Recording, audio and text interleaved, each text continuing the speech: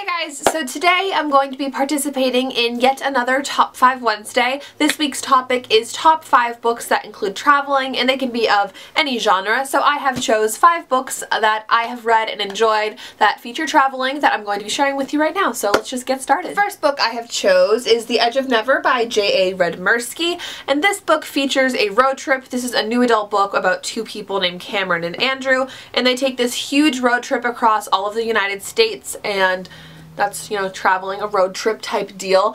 I really enjoy this book. It was one of the first new adult books that I ever picked up, but I feel like if I reread it, I wouldn't enjoy it quite as much as I did. I think I was just getting into the new adult genre, so I was really quick to kind of be like, oh yeah, I like this, and I didn't really have a good way of establishing books that I like and books that were like, eh. So I feel like if I was to reread this, I wouldn't think as highly of it as I do right now, so I'm kind of hesitant to reread it, but I do want to reread it sometime, obviously, because, you know, I bought it for a reason. But yes, this is my first book that includes traveling. The next book I have here is Love, Rosie by Cecilia Ahern. This is a book that I read back in January and I enjoyed it. I think I gave it 3 out of 5 stars. It was good, but it was a little bit slow paced for me. It's a pretty large book. It's about 500 pages and it took me a while to get through this. It's all in like emails and letters and types of stuff form, which I guess was a little bit hard to get through for me.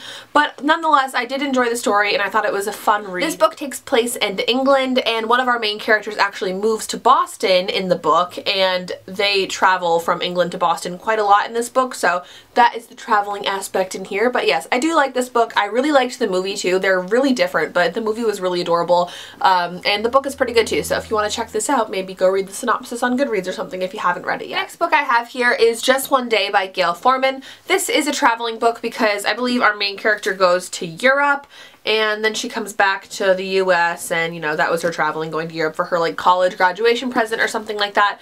And I did enjoy this book. It wasn't like one of my favorites. When I originally picked it up, I thought it was going to be different than what I imagined. I imagined this was just a book that takes place over 24 hours and she meets this boy in Europe and blah blah blah, all this stuff happens.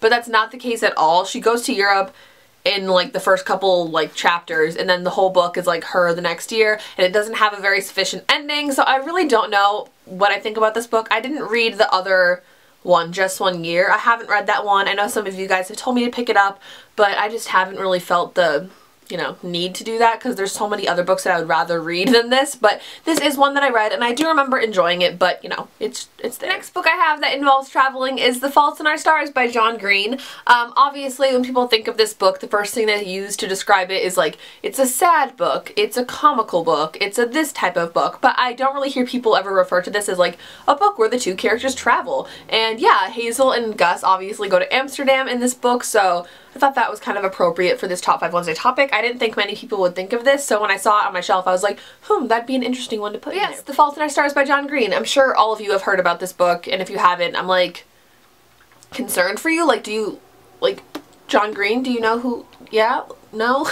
Like, I'm pretty sure everybody's heard about this book, but yeah, so I'm not going to even explain, but yeah. Amsterdam. And the last book that I have that involves travel is actually a novella, and that is A Beautiful Wedding by Jamie McGuire. In this book, there's 2 characters that we've got that go to Vegas to get married and have their wedding, even though it's like, you know, an eloping type of situation. It's still a wedding and it's travel. They go to, you know, Las Vegas. They don't live in Las Vegas, but it's pretty cool. It's fun. It's a really short read. If you're a fan of the Beautiful Disaster series, or it's not really a series, it's like Beautiful Disaster, Walking Disaster, Beautiful Wedding, and then there's the Maddox Brothers series also that is like the spin-off or whatever. But this is the novella that goes with Beautiful Disaster, so if you have not read this yet, I definitely think you should. This book, it takes place during Beautiful Disaster, but there's no detail in Beautiful Disaster of all of this happening. So this is the book that has all the details of the situation you hear about in A Beautiful Disaster.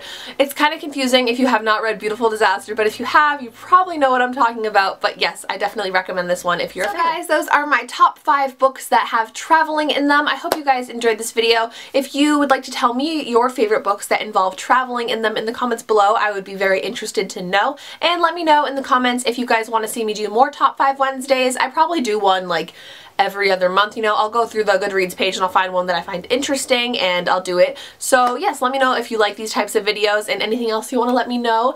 And make sure you like this video if you enjoyed and subscribe to my channel if you have not already. And I hope you all have a wonderful day, and I'll talk to you all very, very soon. Bye!